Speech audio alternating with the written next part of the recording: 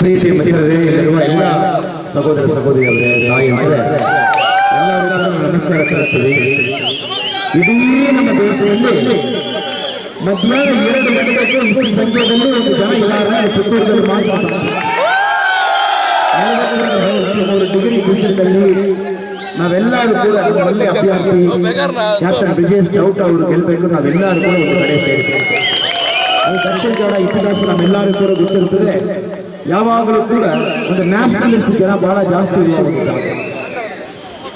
1990 continuous ಆಗಿ ಯಾವಾಗಲೂ ಕೂಡ ನಮ್ಮ ಬಿಜೆಪಿಗೂ ಒಂದು ಬೆಂಬಲ ಕೊಡುವ ಒಂದು ಜಾಗ. ಈ ಬಾರಿಯಲ್ಲಿ ನಾವೆಲ್ಲರೂ ಕೂಡ ನಿರೀಕ್ಷೆ ಇಟ್ಟುಕೊಂಡಿದ್ದೀವಿ. ನಮ್ಮ ಕ್ಯಾಪ್ಟನ್ ಬ್ರಿಜೇಶ್ ಚೌಟ ಅವರು ಒಂದು ರೆಕಾರ್ಡ್ ಮಾರ್ಜಿನ್ ಅಲ್ಲಿ ದಕ್ಷಿಣ ಕನ್ನಡದಲ್ಲಿ ತಾವು ಗೆಲ್ಲಿಸಿಕೊಳ್ತಾರೆ. ಇಡೀ ನಮ್ಮ ದೇಶದ ಇಲ್ಲಿ ದಕ್ಷಿಣ ಕನ್ನಡದಲ್ಲಿ ಜೂನ್ 4ನೇ ತಾರೀಕು ನೋಡಬೇಕು, ಆ ಥರ ಇಲ್ಲಿ ಇರುತ್ತದೆ. ನಮ್ಮೆಲ್ಲರೂ ಕೂಡ ಒಂದು ದೊಡ್ಡ ನಂಬಿಕೆ ಇದೆ.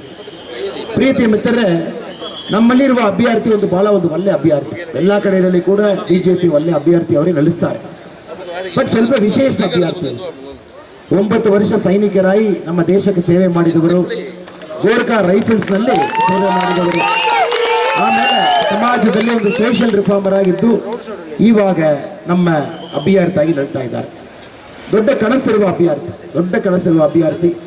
ನಾನು ಕಳೆದ ಒಂದು 2-3 ವರ್ಷದಲ್ಲಿ ನೋಡ್ತಾ ಇದ್ದೀನಿ, ನಮ್ಮ ಕ್ಯಾಪ್ಟನ್ ಬ್ರಿಜೇಶ್ ಚೌಟ ಅವರು ಎಷ್ಟು ಸೈನಿಕರಲ್ಲಿ ಸೇವೆ ಮಾಡಬೇಕನ್ನೋ ಒಂದು ಗುರಿಯಲ್ಲಿ ಇಟ್ಕೊಂಡು ಗೋರ್ಖಾ ರೈಫಲ್ಸ್ ನಲ್ಲಿ ಕೆಲಸ ಮಾಡಿದ್ರು.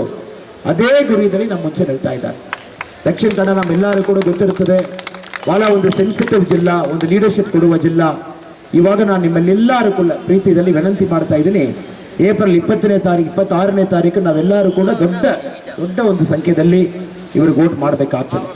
ಫೇಸ್ 1 ಏಪ್ರಿಲ್ 19ನೇ ತಾರೀಕು ಫೇಸ್ 1 ಎಲೆಕ್ಷನ್ ಮುಕ್ತಾಯ ಆಯಿತು. ನಾವೆಲ್ಲರೂ ಕೂಡ ನೋಡಿದ್ದೀವಿ. ಫೇಸ್ 1ನಲ್ಲಿ ಕೆಲವು ಕಡೆಯಲ್ಲಿ ಜನ ಸ್ವಲ್ಪ ಕಡಿಮೆ ವೋಟ್ ಮಾಡಿದ್ದಾರೆ. 2019 ಕಂಪೇರ್ ಮಾಡುವಾಗ 2024 ಫೇಸ್ 1ನಲ್ಲಿ ಜನ ಸ್ವಲ್ಪ ಕಡಿಮೆ ಸಂಖ್ಯೆಯಲ್ಲಿ ಅಲ್ಲಲ್ಲಿ ವೋಟ್ ಮಾಡಿದರು. ದಕ್ಷಿಣ ಕನ್ನಡದಲ್ಲಿ ಕಳೆದ ಬಾರಿ 2019ನಲ್ಲಿ 79%, 79% ವೋಟಿಂಗ್ ಇತ್ತು. ಈ ಬಾರಿ ನಾವೆಲ್ಲರೂ ಕೂಡ ಗುರಿ ಇಟ್ಕೊಂಡು 85% ವೋಟಿಂಗ್ ದಕ್ಷಿಣ ಕನ್ನಡದಲ್ಲಿ ಮಾಡಿ ಒಂದು ರೆಕಾರ್ಡ್ ಮಾರ್ಜಿನ್ ಅಲ್ಲಿ ಕ್ಯಾಪ್ಟನ್ ಬ್ರಿಜೇಶ್ ಚೌಟ ಅವರು ಎಲ್ಲಿಗೆ ನಾವೆಲ್ಲರೂ ಕೂಡ ಜೊತೆಗೆ ನಿಲ್ಲಬೇಕು. ನಮ್ಮೆಲ್ಲರೂ ಕೂಡ ಗೊತ್ತಿರ್ತದೆ, 2024 ಈ ಪಾರ್ಲಿಮೆಂಟ್ ಎಲೆಕ್ಷನ್ಸ್ ಬಹಳ ಡಿಫ್ರೆಂಟ್ ಎಲೆಕ್ಷನ್ಸ್. ಕಾರಣ ನಾವೆಲ್ಲರೂ ಗೊತ್ತಿದೆ, ಪ್ರಧಾನಮಂತ್ರಿ ನರೇಂದ್ರ ಮೋದಿ ಅವರು 3ನೇ ಬಾರಿ ಖಂಡಿತವಾಗಿ ಗೆದ್ಕೊಂಡು ಬರ್ತಾರೆ. ನಮ್ಮೆಲ್ಲರೂ ಗೊತ್ತಿರ್ತದೆ. ಬಟ್ ಇಷ್ಟು ಕಷ್ಟ ನಾವು ಯಾಕೆ ಪಡಬೇಕು? ನಮ್ಮೆಲ್ಲರೂ ಗೊತ್ತು ಪ್ರಧಾನಮಂತ್ರಿ ಅವರು ಬಂದೇ ಬರ್ತಾರೆ ಗೊತ್ತು, ಬಟ್ ಇಷ್ಟು ಕಷ್ಟ ಯಾಕೆ ಮಾಡಬೇಕು? ಮಧ್ಯಾಹ್ನ 2 ಗಂಟೆ ಈ ಬಿಸಿಲಲ್ಲಿ ನಮ್ಮ ತಾಯಂತರು ಎಲ್ಲರೂ ಕೂಡ ರೋಡ್ನಲ್ಲಿ ನಮ್ಮ ಜೊತೆಗೆ ಬರ್ತಾ ಇದ್ದಾರೆ. ಕಾರಣ ಈ ಬಾರಿ ಪ್ರಧಾನಮಂತ್ರಿ ಅವ್ರಿಗೆ ಬೇಕಾಗಿರುವುದು 273 ಅಲ್ಲ, 300 ಅಲ್ಲ. ಪ್ರಧಾನಮಂತ್ರಿ ಅವ್ರಿಗೆ ನಾವು ಕೊಡುವುದು 400ಕ್ಕ ಹೆಚ್ಚು MP ನಾವು ಕೊಡಬೇಕು. ಅದಕ್ಕೆ ನಾವು ಎಲ್ಲರೂ ಕಾರ್ಯಕರ್ತರು, ಜನರು ಎಲ್ಲರೂ ಕೂಡ ಇಷ್ಟು ಕೆಲಸ ಮಾಡ್ತಾ ಇದ್ದೀವಿ. ನಿಮ್ಮೆಲ್ಲರೂ ಅಲ್ಲಿ ಕೂಡ ಕೈ ಮುಗಿದು ನಾನು ಒಂದು ಮಾತು ಹೇಳ್ತೀನಿ, ನಾಳೆ ಪ್ರಧಾನಮಂತ್ರಿ ಅವರು ಭಾಳ ಇಷ್ಟ, ಬಟ್ ಖಂಡಿತವಾಗಿ ತಾವು ವೋಟ್ ಮಾಡಬೇಕು. ಬಿಸಿಲು ಜಾಸ್ತಿ ಇದೆ, ನಾವು ವೋಟ್ ಮಾಡಲ್ಲ.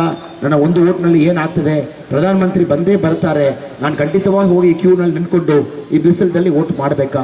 ಅದೆಲ್ಲ ಬಿಟ್ಟು ನಾವೆಲ್ಲರೂ ಕೂಡ 100% ದಕ್ಷಿಣ ಕನ್ನಡದಲ್ಲಿ ನಾವು ವೋಟ್ ಮಾಡಲಿಕ್ಕೆ ಹೋಗಬೇಕು.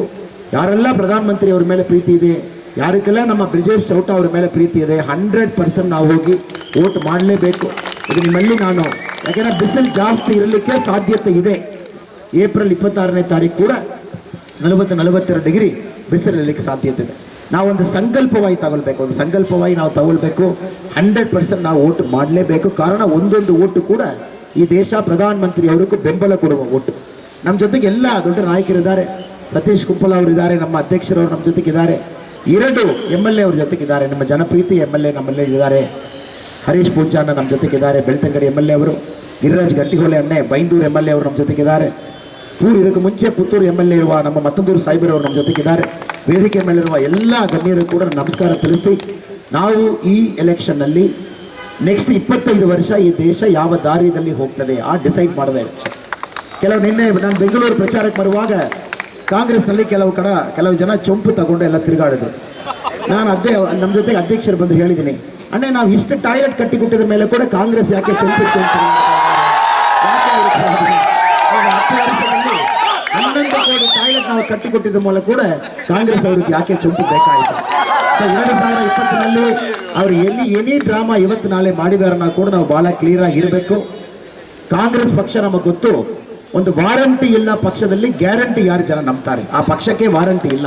ಅವ್ರು ಏನು ಗ್ಯಾರಂಟಿ ಕೊಟ್ಟಿದ್ದಾರನ್ನ ಕೂಡ ಜನ ನಂಬಲ್ಲ. ಮೋದಿ ಅವರು ಗ್ಯಾರಂಟಿಗೆ ಹೆಚ್ಚು ಯಾವ ಗ್ಯಾರಂಟಿ ಈ ದೇಶದಲ್ಲಿ ಇಲ್ಲ ಮಿತ್ರರೇ, ನಮ್ಮೆಲ್ಲರೂ ಕೂಡ ಗೊತ್ತಿರ್ತದೆ. ಬಿಸಿಲಲ್ಲಿ ಇದ್ದೀರಾ, ಜಾಸ್ತಿ ಮಾತಾಡೋದು ತಪ್ಪಾಗ್ತದೆ.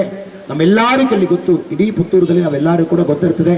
ನಾವು ಈ ಬಾರಿ BJP ಜೊತೆಗೆ ನಮ್ಮ ಕ್ಯಾಪ್ಟನ್ ಬ್ರಿಜೇಶ್ ಚೌಟ ಅವ್ರ ಜೊತೆಗೆ ನಾವು ನಿಲ್ಲಬೇಕು.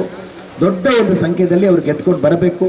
ದಕ್ಷಿಣ ಕನ್ನಡ ಒಂದು ರೆಕಾರ್ಡ್ ಮಾರ್ಜಿನಲ್ಲಿ ವಿಕ್ಟ್ರಿ ತಾವು ಕೊಡಬೇಕು. ಇಡೀ ದೇಶ ಜೂನ್ 4ನೇ ತಾರೀಕು ನೋಡಬೇಕು.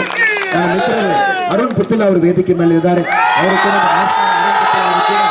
ಪ್ರಸಾದ್ ಮೇಡಮ್ ಅವರು ಇದ್ದಾರೆ, ಅವರು ಕೂಡ ನಮಸ್ಕಾರ ತಿಳಿಸಿ. ನಾವೆಲ್ಲರೂ ಕೂಡ ಬಹಳ ಕ್ಲಿಯರ್ ಇದ್ವಿ. 3ನೇ ಬಟನ್ ಮೋದಿ ಅವರು 3ನೇ ಬಾರಿ ಬರಬೇಕು. ಅದಕ್ಕೆ 3ನೇ ಬಟನ್ ದಕ್ಷಿಣ ಕನ್ನಡದಲ್ಲಿ ನಮ್ಮ ಕ್ಯಾಪ್ಟನ್ ಬ್ರಿಜೇಶ್ ಚೌಟ ಅವರು ಗೆಲುವು 3ನೇ ಬಟನ್ನಲ್ಲಿದೆ. ಎಲ್ಲರೂ ಕೂಡ ಆಶೀರ್ವಾದ ಮಾಡಬೇಕು ವಿನಂತಿ ಮಾಡಿ ನನ್ನ ಮಾತು ಮುಗಿಸ್ತೀನಿ. ಭಾರತ್ ಮಾತಾ ಕಿ ಜೈ. ಧನ್ಯವಾದ.